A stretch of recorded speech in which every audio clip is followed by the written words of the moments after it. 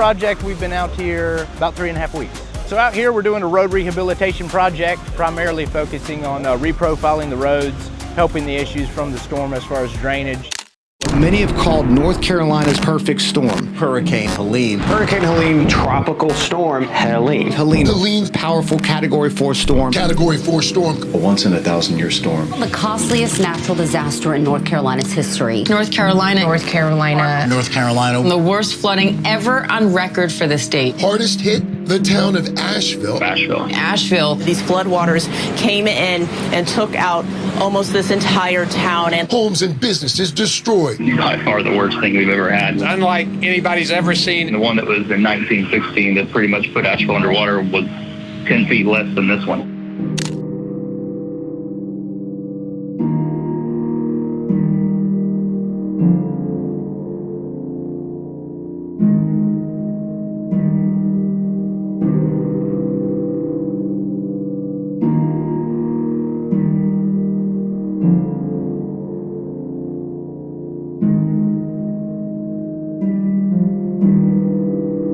Town called Damascus, just north of Abingdon, got absolutely obliterated. A lot of family, a lot of friends. A job like this, you have to be very safety conscious because one wrong move, you're way down there.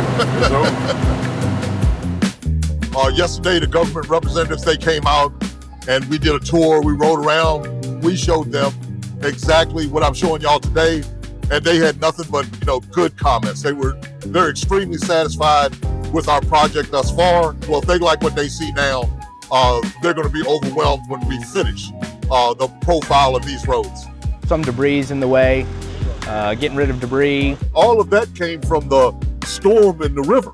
Recrowning the roads, reprofiling the roads, cleaning the ditches, replacing culverts, everything necessary to get these roads traversable again. This project consists of 111 miles of road restoration. Even though this is federal property, we still meet the standards and the specifications that Department of Transportation requires for vehicle and or pedestrian traffic for roads of this type. You got campers and four-wheelers. You got up there on Buzzard's Roost, there's a couple of families that live up there.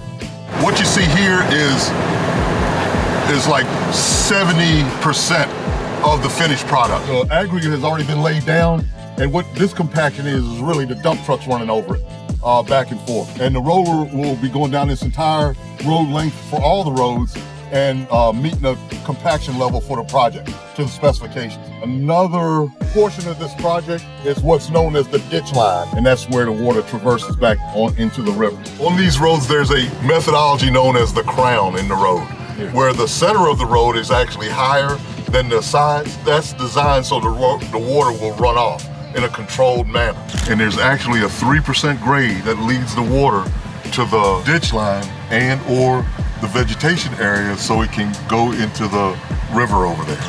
I came out here and I counted over 60 culverts. That's where the water comes down off the mountain right here, goes under the road and over there into the river. We're only replacing, I believe it's 9 of them total for the job. And when we go up to this other spot that I'm gonna show y'all, you'll see what the road conditions, the typical road conditions were like before we started work on these roads.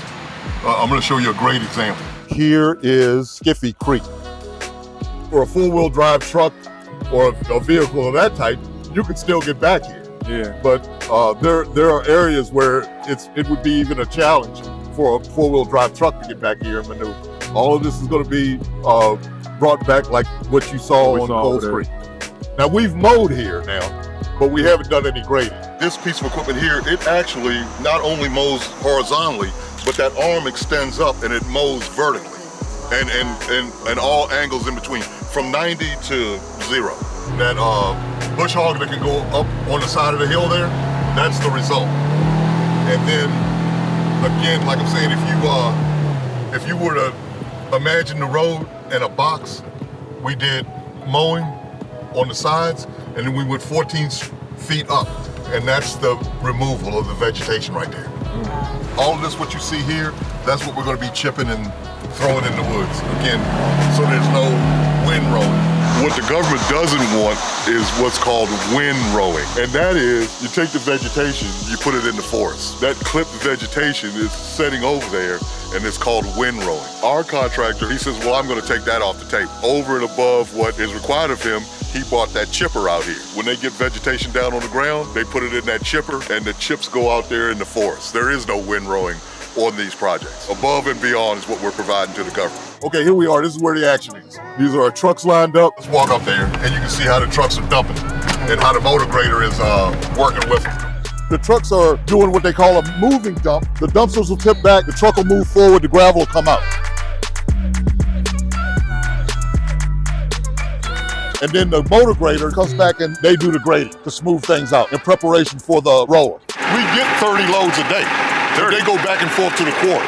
We're gonna inspect that first 3 miles, get our thumbs up from the government to say, yes, this is what we want.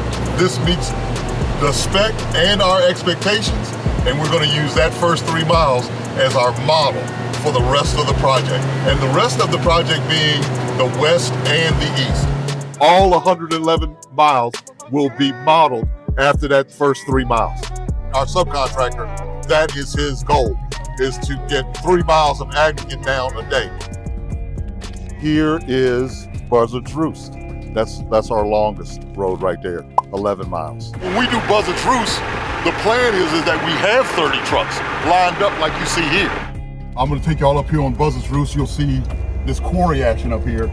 The Department of Transportation and the Forest Service is actually creating a quarry. Here on Buzzard's Roost, it's up on the higher elevations. How that impacts our project is that we may have 20 to 30 dump trucks applying aggregate when we do our finish. That means that vehicle traffic from their project is going to be impacted greatly. Our government points of contact came to us and told us about this project. Right away, we started a dialogue with this team. We've had at least 3 meetings with the lead team members of this project, the boots on the ground, so that we could come up with plans and execution points. We're not going to impact their project to any major degree, and they're going to do the same for us. If we got all these dump trucks lined up here, how are all these vehicles going to get up here? How is their crew going to get up here? Well, we have a plan for that. That's the mentality, that's the McKenzie way. Whenever we step on a project, in McKenzie, we look at problems as good things because it gives us one more opportunity to come up with solutions. I was a federal employee. I worked for the General Service Administration, and I worked for them for 40 years. And when Oliver came to the National Capital Region, he was one of my contractors for projects that I had. From that, I immediately recognized that Oliver Fernandez, he was an honorable businessman. An example that I always like to share is, I would call my contractors. Some contractors, it would take me all day to catch up with these guys. But I don't care what time of day it was, whether it was first thing in the morning or if it was like when I was getting off of work. I could call Oliver and guaranteed that dude would call me back. Every time. I mean, every time I call this dude, he'd call me right back. And sometimes I'd go out there on my project sites early in the morning, and I'd go out there and he'd be there. And I said, hey, how you doing? He said, hey, Mr. McPhail. And I said, hey, man, what you doing here? And he said, I'm just checking on the job. I really appreciated that. I really appreciated the type of businessman and the type of person that he was. He's a great guy. I love it here. I tell my friends and family, if I had known it was going to be this good, I'd have left the government 10 years ago. It's a good feeling to be part of rebuilding everything, bringing it back together, cleaning it up. As you can see, it's a beautiful area. So yeah, it's constantly a good feeling. I have my wife and my kids down here with me, and we drive by in the evenings and look at the work we did that day. It's a lot of fun to be able to make a living and, you know, keep the money right here in the area and help the people that we know and love in the area is fantastic.